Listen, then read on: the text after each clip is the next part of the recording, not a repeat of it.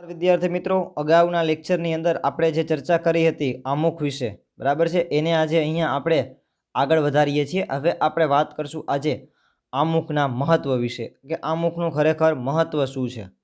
આપણા બંધારણની અંદર, દેશની અંદર આમુખનું મહત્વ શું છે એ આપણે અહીંયા ચર્ચા કરશું. આમુખને બંધારણનો આત્મા કહેવામાં આવ્યો છે, તે રીતે તેનું સવિશેષ મહત્વ છે. બરાબર છે, કે બંધારણનો જે આત્મા છે એ શું છે? એ આમુખ છે. આપણા શરીરની અંદર જે આત્માનું કામ છે, એવી રીતે બંધારણની અંદર પણ આમુખે આત્માનું કામ કરે છે. બરાબર, જો આત્મા જ ના હોય તો બંધારણ પણ નહીં ચાલે, તમારું શરીર પણ નહીં ચાલે. એ રીતે આમુખ છે એ બંધારણનો આત્મા છે. કોઈ પણ કાયદાના ઘડતરમાં તથા તેની પૂરી રીતે સમજવામાં કે અર્થઘટનમાં માર્ગદર્શન મળે છે. કોઈ પણ કાયદો છે એને બનાવવામાં આવ્યો હોય, જો તે સમજાતો ના હોય કે એનું અર્થઘટન ના કરી શકાતું હોય, ત્યારે આમુખે એક માર્ગદર્શનનું કામ કરશે. તમે કાયદો બનાવો તો જોઈ લ્યો ભાઈ આમુખ શું છે કે છે આપણું અમુકનું વિરોધમાં છે.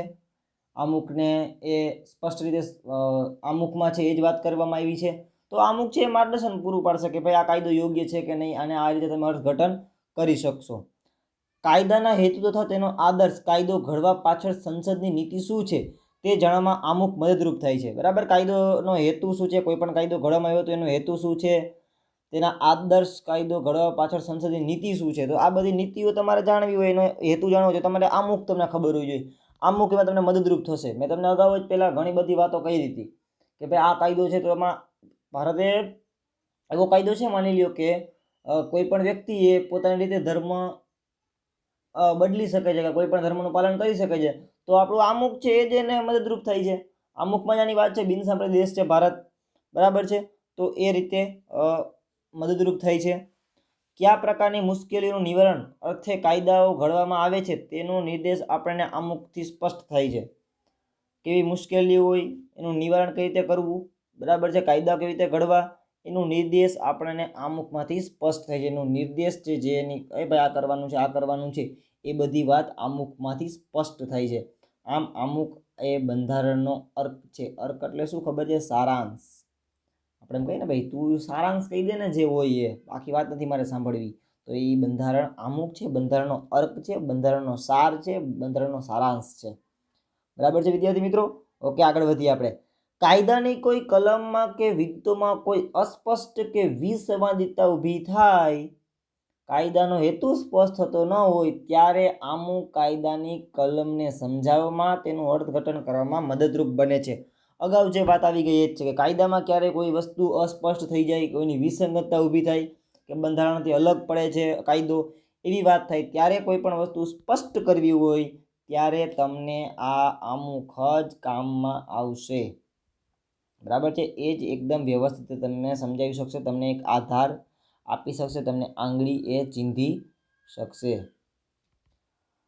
આમ અમુક બંધારણની જોગવાઈઓને સમજવામાં હોકાયંત્રની ગરજ સારે છે. જો બંધારણને શું કે અમુકને શું હોકાયંત્ર કહે છે. માની લ્યો કે તમે દરિયામાં ચાલ્યા ગયા, તમને ખબર નથી પડતી કે હવે હું કઈ દિશામાં આગળ વધું છું, તમે ફટાક રોગાનું હોકાયંત્ર કાઢશો, જોશો કે હું ઉત્તરમાં જાઉં છું, દક્ષિણ, પૂર્વ, પશ્ચિમ. તો એવી રીતે તમને જ્યારે તમે કાયદાની આટીઘૂટી વચ્ચે આવી જાવ, તમને ખબર નથી પડતી કે હવે કઈ બાજુ જવું, તો ત્યારે તમારે બંધારણ કાઢવાનું, એમનું અમુક કાઢવાનું ને પછી વાંચી લેવાનું, એટલે તમને ખબર પડી જશે કે તમારે કઈ દિશામાં જવાનું છે. તમને એ અર્થઘટન કરીને આપશે, જો તમે બંધારણનું અમુક એકદમ વ્યવસ્થિત સમજ્યા હશો તો. આમ અમુક રાષ્ટ્રની એકતા, અખંડિતતા અને નાગરિકો વચ્ચેની બંધુત્વની ઉમદા ભાવનાઓનો અને આદર્શોનો પડઘો છે. અમુક એ ઉચ્ચ આદર્શો તથા ધ્યેયોનું પીઠબળ છે. બરાબર, આ મને કંઈ સમજાવવાની જરૂર નથી શું કહેવા માંગે છે. એકતા, અખંડિતતા અને નાગરિકોની જે બંધુત્વની ભાવના છે અને એનો આદર્શનો આ પડઘો એટલે અમુક. હવે આપણા અમુકના આધાર સ્તંભો, કે અમુક એના ઉપર ઊભો છે, આપણો દેશ જેના ઉપર ઊભો છે, એવા અમુકના આધાર સ્તંભો છે. બરાબર છે, જે શબ્દોની ચર્ચા મેં થોડી ઘણી તો કરી છે, એ જ શબ્દોની ચર્ચા આપણે અહીંયા કરવાની છે. ભારતીય બંધારણના અમુકમાં વ્યક્ત થયેલા આધાર શબ્દો, આધારરૂપ શબ્દો જેવા કે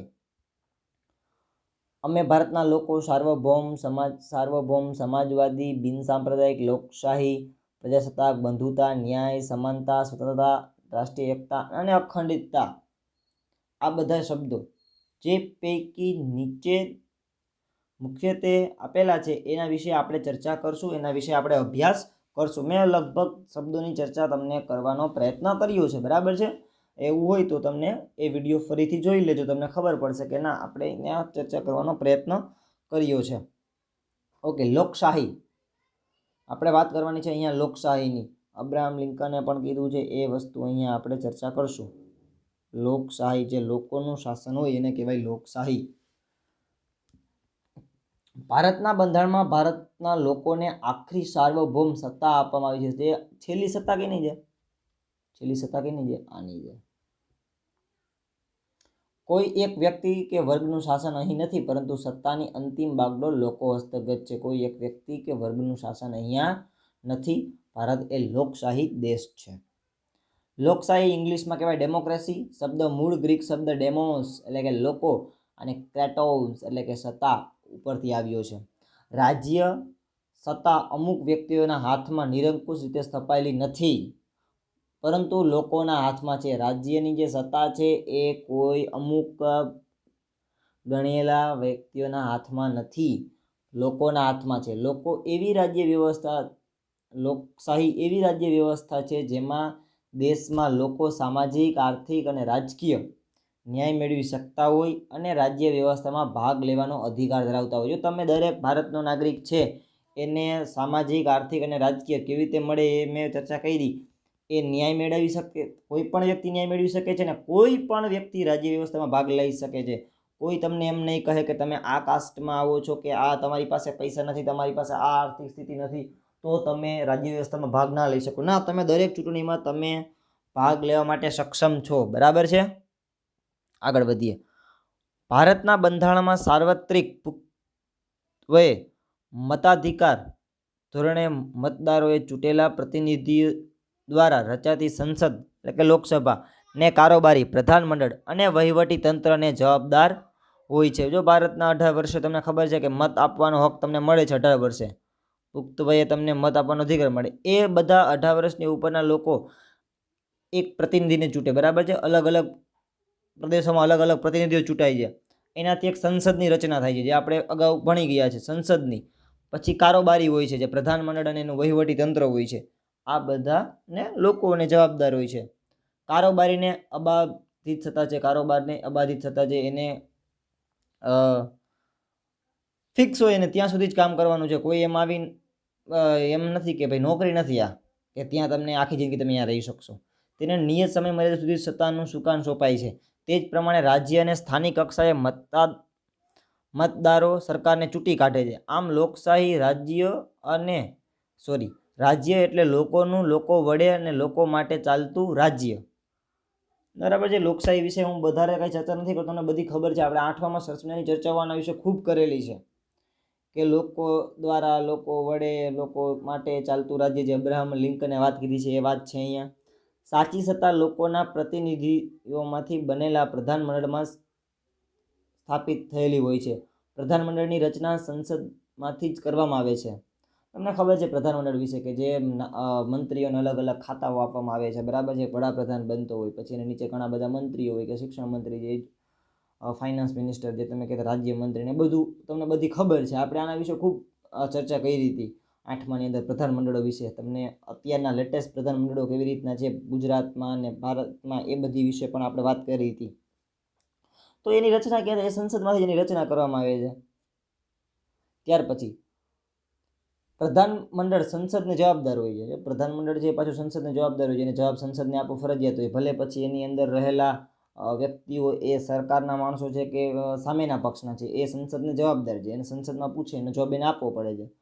ભારતમાં પ્રજાસત્તાક રાજ્ય એટલા માટે છે કે ભારતનો કોઈ પણ નાગરિક બંધારણમાં નિર્ધારિત કરેલી લાયકાત ધરાવતો હોય અને તે વ્યક્તિ સાર્વત્રિક પુખ્ત વય મતાધિકારથી ચૂંટાઈ આવે છે. કોઈ પણ વ્યક્તિ છે એ ઊભો રહી શકે છે. એમાં શું છે, એની લાયકાત હોવી જોઈએ કે ભાઈ આ વસ્તુ માટે આટલી લાયકાત છે. દાખલા તરીકે કોઈ એને જગ્યાએ ઊભું રહેવું છે તો એની ઉંમર એ 25 વર્ષ હોવી જોઈએ, એવી ફરજિયાત છે. એટલી લાયકાત છે. તમને ક્યાંય કોઈ વસ્તુ નથી માંગતા કે ભાઈ અહીંયા PhD કરેલો માણસ ઊભો રહી શકે, નહીં. નેતાઓમાં તમે જે લાયકાત છે, ભારતનો નાગરિક હોવો જોઈએ, એ બધી એની લાયકાત હોય છે, જેની વિશે આપણે અગાઉ પણ આવશે કે એની કેટલી લાયકાત હોય છે. કે ભારતનો નાગરિક હોવો જોઈએ, આટલી ઉંમર હોવી જોઈએ, આટલા વર્ષથી એની ઉંમર વધી ના જવી જોઈએ, પુખ્ત વયનો હોવો જોઈએ, અને એ વ્યક્તિ મતાધિકારથી જે એને માણસો મત આપશે એનાથી એ ચૂંટાઈ આવે છે. કોઈ પણ વંશ પરંપરાગત વારસાને આધીન આ પદ પ્રાપ્ત કરી શકતો નથી. આપણે અહીંયા વંશ પરંપરાગત નથી કે ભાઈ એક રાજા છે એનો દીકરો રાજા બને, કે વડાપ્રધાન છે તો એનો દીકરો વડાપ્રધાન બને, એ વસ્તુ અહીંયા નથી. હું તમને એક હમણાં સરસ મજાની વાત આગળ કહું આ પૂરું કરીને.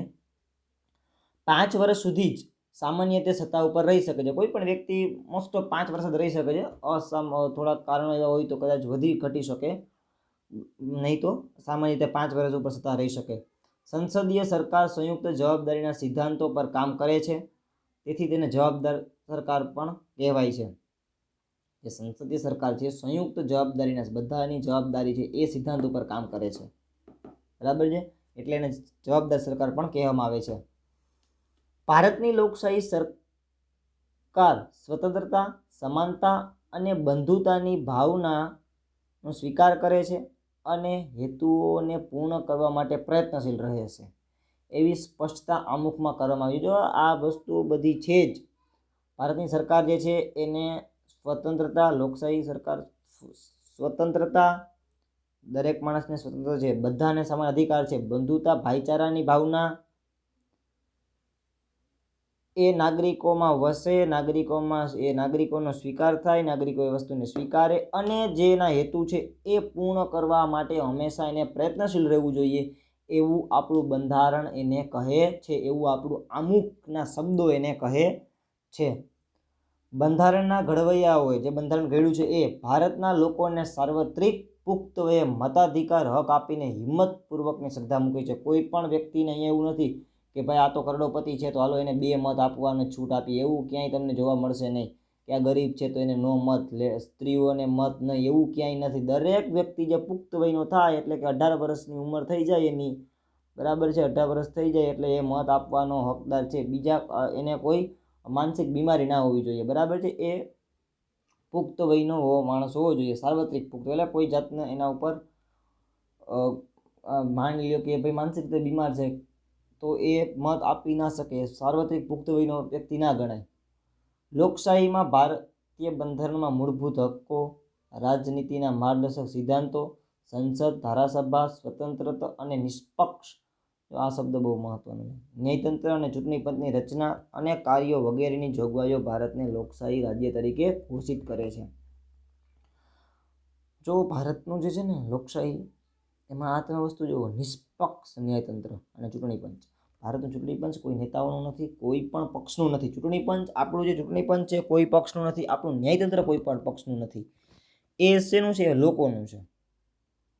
એટલા માટે છે ને આપણે લોકશાહી રાજ્ય તરીકે ઘોષિત છીએ.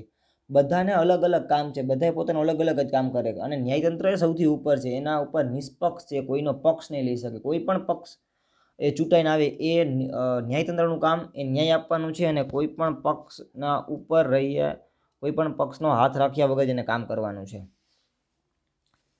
સાર્વત્રિક પુખ્ત વય મતાધિકાર એટલે કે કોઈ પણ જાતિ, જ્ઞાતિ, ધર્મ, ભાષા, લિંગ, શિક્ષણ, આવક કે જન્મસ્થાનના ભેદભાવ કર્યા વિના 18 વર્ષ કે તેથી વધારે ઉંમરના ભારતના કોઈ પણ નાગરિકને મત આપવાનો અધિકાર છે.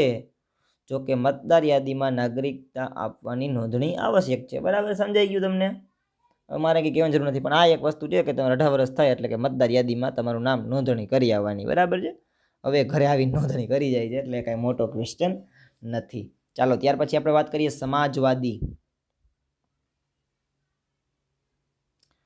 સમાજવાદી એટલે શું? ભારતમાં આ તમને ખબર છે, આપણે આગળ વાત થઈ ગઈ છે, 1976ની જે કટોકટી આવી અને એ સમયે ભારતમાં બંધારણની અંદર 42મો સુધારો કરવામાં આવ્યો અને સરસ મજાનો સમાજવાદી શબ્દ એ આપણા આમુખની અંદર જ ઉમેરવામાં આવ્યો.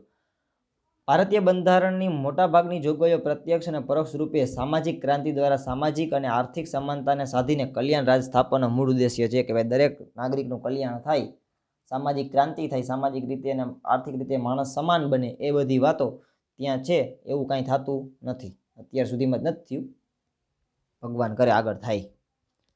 આમુખમાં તમામ નાગરિકોને સામાજિક, રાજકીય તેમજ આર્થિક ન્યાય અને સમાનતા પ્રાપ્ત થાય તેવી સમાજવાદી વિચારસરણી ધરાવતી સમાજ રચનાની સ્થાપનાનું ધ્યેય રાજનીતિ માર્ગદર્શન સિદ્ધાંતોમાં રાખવામાં આવ્યું છે. કાંઈ સમજાવવાની જરૂર નથી, તમને બધી જ વાત મેં અગાઉ જ્યારે સમાજવાદી શબ્દ સમજાવ્યો ત્યારે આપણે બધું કીધું. દરેક જગ્યાએ સમાનતા સ્થાપવાની વાત છે. ક્યારેક એમ થાય છે કે આપણે ભણાવી છીએ પણ સમાનતા સ્થપાતી નથી. ગરીબ હજી ગરીબ જ રહે છે, અમીર ખૂબ અમીર થતું જાય છે. સમાજવાદી સમાજ રચનામાં રાષ્ટ્રીય સંસાધનોની ન્યાયયુક્ત વહેંચણી, ઉત્પાદન અને વિતરણની વ્યવસ્થા રાજ્ય હસ્તક હોય. રાજ્યમાં વિવિધ વિસ્તારો અને વ્યવસાયોમાં કાર્ય કરતા લોકો વચ્ચે આવકની અસમાનતા ઓછી કરવાનો પ્રયત્ન કરવામાં આવતો હોય. કોઈ વ્યક્તિ કે સમૂહના હાથમાં સંપત્તિ કેન્દ્રિત થયેલી ન હોય. સૌને સ્વસ્થ અને ગૌરવપૂર્વક વિકાસની તકો અને સગવડો પ્રાપ્ત થાય, જે દ્વારા સામાજિક કલ્યાણ સાધવાનો અને ગરીબ તવંગરના ભેદોને નાબૂદ કરીને લોકોનું જીવન ધોરણ ઊંચું લાવવાની વાત અહીંયા કરવામાં આવી છે. કેટલી બધી વાત છે, એકકને લેતા જઈએ આપણે. સમાજવાદી સમાજ રચનામાં રાષ્ટ્રીય સંસાધનોની ન્યાયયુક્ત વહેંચણી, બરાબર, ન્યાય દરેકને સરખો મળે. ઉત્પાદન અને વિતરણની વ્યવસ્થા રાજ્ય હસ્તક હોય. જે ઉત્પાદન કરવાનું છે એ રાજ્યએ કરવાનું છે, વિતરણ છે એ રાજ્યએ કરવાનું છે. કોઈ પણ વસ્તુનું ઉત્પાદન છે રાજ્યએ કરવું અને એનું વિતરણ રાજ્ય હસ્તક જ થવું જોઈએ. કોઈ વ્યક્તિ ના કરવા જોઈએ, કોઈ સંસ્થા ના કરવી જોઈએ, પણ રાજ્ય હસ્તક જ થવું જોઈએ.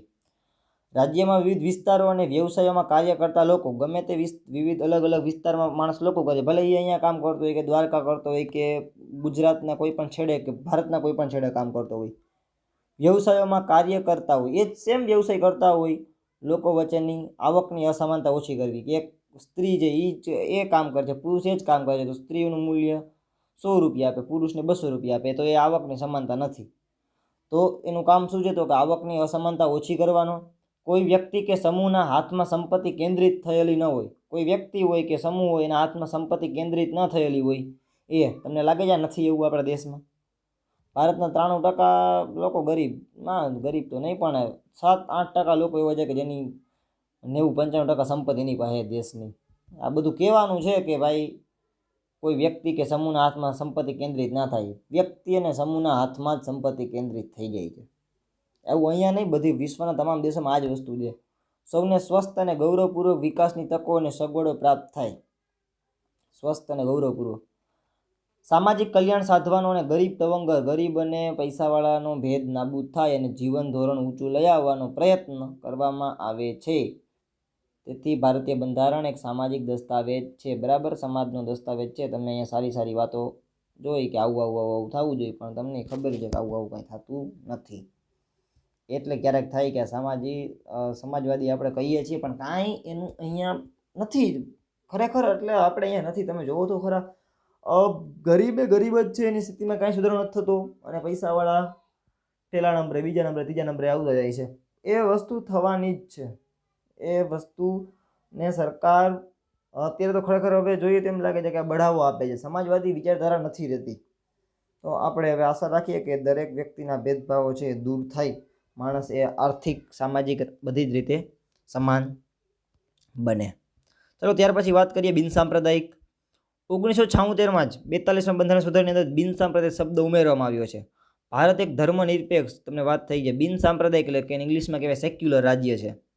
બંધારણીય જોગવાઈ મુજબ ભારત ધાર્મિક રાજ્ય બની શકે નહીં. ભારતનો કોઈ ધર્મ નથી. ભારતના રાજ્યોને પોતાના કોઈ ધર્મ નથી. ભારતને કોઈ ધર્મ નથી. ભારતનું એકય રાજ્ય એવું નથી. ભારતનો કોઈ પણ રાજ્ય પણ કોઈ પણ ધર્મ સ્વીકારી શકશે નહીં. તેથી ધર્મની બાબતમાં રાજ્ય કોઈ દખલગીરી કરી શકશે નહીં. કોઈ પણ વ્યક્તિ કોઈ પણ ધર્મ લે એમાં કોઈ રાજ્ય દખલગીરી કરી શકશે નહીં. તેથી રાજ્ય કોઈ પણ ધાર્મિક પ્રવૃત્તિને ટેકો આપી શકે નહીં. અત્યારે આપે છે. કોઈ પણ ધાર્મિક પ્રવૃત્તિને ટેકો નથી આપવાનો. રાજ્ય કોઈ પણ બિનસાંપ્રદાયિક પ્રવૃત્તિઓ સાથે ધર્મને જોડી શકશે નહીં. દેશના કોઈ પણ નાગરિકને પોતાની ઈચ્છા અનુસાર ગમે તે ધર્મ પાળવાની સ્વતંત્રતા છે. રાજ્ય ધર્મ કે સંપ્રદાયના નામે કોઈ પણ નાગરિક પ્રત્યે પક્ષપાત કે ભેદભાવ રાખી શકશે નહીં. તેને જાહેર નોકરી તેમજ રાજકીય અધિકારો ભોગવવાની સમાન તક પૂરી પાડવામાં આવે છે. આમ બિનસાંપ્રદાયિકતા એ બંધારણનું મૂળભૂત અને લોકશાહીનું અનિવાર્ય લક્ષણ ગણાય છે. દરેક શબ્દ તમને સમજાયો હતો. હું અહીંયા કાંઈ ચર્ચા કરવા નથી માંગતો, પણ તમને મેં બધી જ વાતો આ કરી દીધી છે કે ધર્મનિરપેક્ષ છે, રાજ્યનો કોઈ ધર્મ નથી, દેશનો કોઈ ધર્મ નથી, દરેક નાગરિક પોતાનું મન પડે ધર્મ કરી શકે, કોઈ પણ સરકાર કોઈ પણ ધર્મને ટેકો ના આપી શકે, એના ખરેખર એની ધર્મ પ્રવૃત્તિઓમાં જઈ ના શકે, એને ટેકો ના આપી શકે, કોઈ રાજ્ય કોઈ ધર્મ સાથે એને જોડી ના શકે, અને કોઈ પણ ધર્મનો નાગરિક હોય તો એને કાંઈ પણ જાતની સત્તાની અંદર કે નોકરીની અંદર એને ઉપર કોઈ જાતના ફેરફાર થતો નથી. કોઈ પણ ધર્મનો હોય કે કોઈ પણ કાસ્ટનો એનાથી કંઈ ફેર નથી પડતો. સર્વધર્મ સમદ્રષ્ટિ તથા સર્વધર્મ સંભાવ સિદ્ધાંતોને વરેલ ભારતીય બંધારણ કોઈ ધર્મને રાજ્યમાં ઉત્તેજન આપવામાં નહીં આવે. કોઈ પણ એમ નથી કે ભાઈ હિન્દુ ધર્મને બઢાવો આપો કે મુસ્લિમ ધર્મને બઢાવો, એવું નહીં કરી શકે. વ્યક્તિ પોતાની ધાર્મિક માન્યતા, આસ્થા, શ્રદ્ધા રાખવા અને એને પ્રચાર પ્રસાર કરવા માટે નાગરિકના અધિકાર, રાજ્યનો કોઈ પ્રતિબંધ કે અવરોધ નથી. દરેક નાગરિક છે પોતાના ધર્મ વિશે પ્રચાર કરી શકે, પ્રસાર કરી શકે. એમાં નાગરિકને કોઈ પણ